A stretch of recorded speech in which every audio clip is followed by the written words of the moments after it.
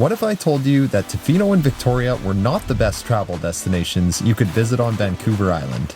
Well, okay, I won't discredit that those places do attract millions of visitors every year, and with them both being coastal destinations, it's for a good reason. My name's Kevin Foch, and I make videos about personal development and waterfall adventures here in Canada. After spending 10 years exploring this beautiful island, I'm going to share with you my top 5 Vancouver Island destinations with ocean beaches and pristine waterfalls. Number 1 is the Juan Fuca. The Juan Fuca is a large area of Vancouver Island that boasts a variety of different rocky and sandy beaches. The ocean sunsets you would get on these beaches are easily as good or better than the ones you'd get in Tofino. Also similar to Tofino, there's some great surf spots, but the reason I personally like the Juan Fuca more than Tofino is the multiple waterfalls that are located right on its beaches. A few key things to keep in mind when visiting the Juan Fuca is that a lot of its beaches require a bit of walking or hiking to get to. There's next to no restaurants, gas stations, or stores of any kind near most of these beaches, and there's no cell phone signal at most of these beaches as well. With all that said, the Juan Fuca is just a great place to unplug, embrace the present moment and beautiful scenery, and get some exercise for a reward that's more than worth it. Just don't forget to come prepared with lots of food, water, gas, and any other essentials, as the nearest towns are a bit of a drive away from a lot of these beaches. Oh, and make sure to get some of the island's best coffee at Cold Shoulder Cafe if you're driving to any of these beaches from Victoria. Number 2 is Bamfield. This is a very special place on Vancouver Island in that it's on the west coast of the island, pretty close to where Tofino is geographically. This means similar sunsets on its beaches and great surf spots. The biggest difference and what makes Bamfield so special to me is how undervisited it is in comparison to Tofino. While the village of Bamfield itself doesn't have much other than one gas bar, one restaurant, one convenience store, and a few places you can stay, it is the pristine beauty of the area that puts it on this list. Pachina Bainey or Bamfield is an absolutely stunning beach you can camp at, enjoy slow rolling small waves, go paddleboarding, and enjoy breathtaking sunsets. One gorgeous hidden gem near Bamfield that's a must-see if you're visiting the Bamfield area is Sarita Falls. You can swim right in the bottom pools underneath multiple good-sized waterfalls there with beautiful green water, so don't forget to check it out. One thing to keep in mind about Bamfield and the area is that it's only accessible by a gravel road that gets a bit rough at times. While this is not best suited for low-riding vehicles, I've seen Honda Civics travel those roads, but just keep this in mind if you plan on making the drive out to Bamfield from Port Alberni or Lake Cowichan.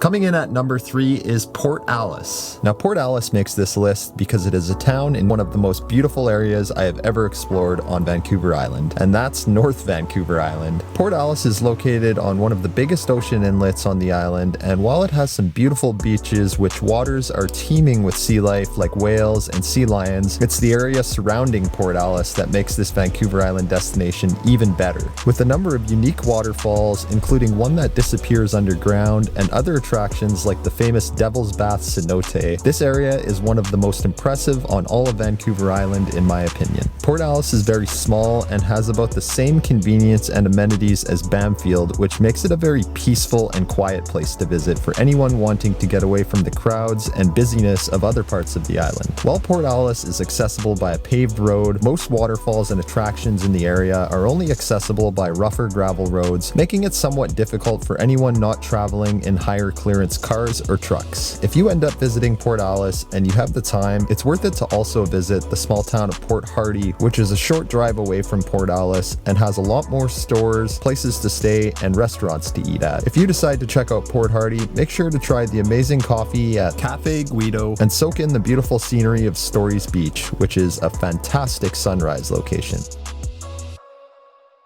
Number 4 is Courtney and the surrounding area.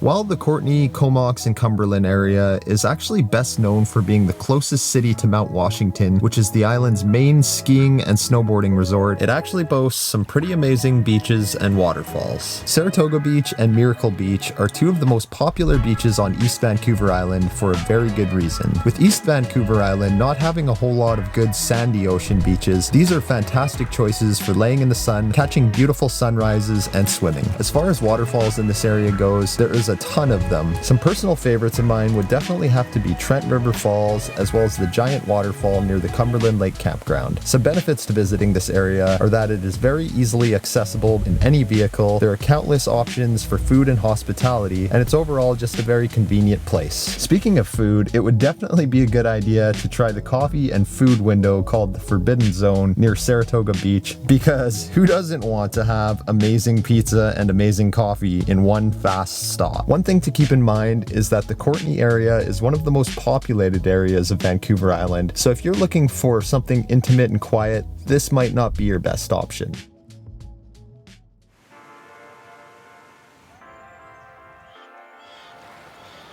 The last destination on this list, and easily one of my two favorite places on all of Vancouver Island, is Naka Creek.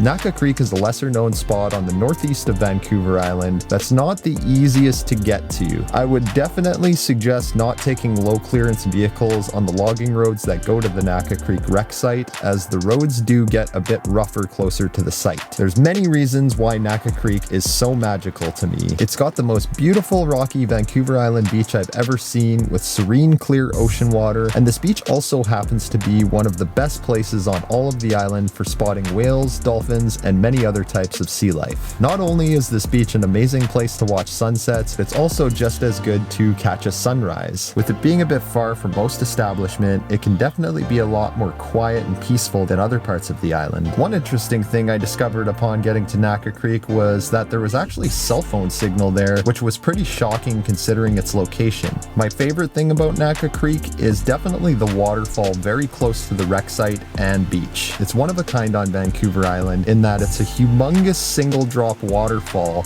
with a trail that goes right behind it. I don't think there's any other waterfalls on Vancouver Island that you can hike directly behind, and especially not of this size. Another waterfall in that area that is absolutely necessary to see is Talatlos Falls. You can see this waterfall from an impressive logging road bridge on the drive up to Naka Creek if you decide to take that route in. This pretty much sums up my top 5 Van Isle beach and waterfall destinations for anyone traveling to Vancouver Island and wanting an inside scoop on lesser known places to visit. You could add any of these to an itinerary with Tofino and Victoria, or even just choose to travel to these places instead without worrying about being disappointed. I've gone ahead and posted links to more extensive videos I've made of all these places in the description below, so feel free to check them out if you were curious about or needed any further information on any of these beautiful destinations. I hope this video was helpful and provided some value to anyone traveling to Vancouver Island for the first time, or even locals who want to get out and explore more of their own backyard. If you guys like this video, smash that like button, subscribe, and I'll see you next week for some brand new hidden gem waterfalls I'll be showcasing for the very first time. Ciao for now.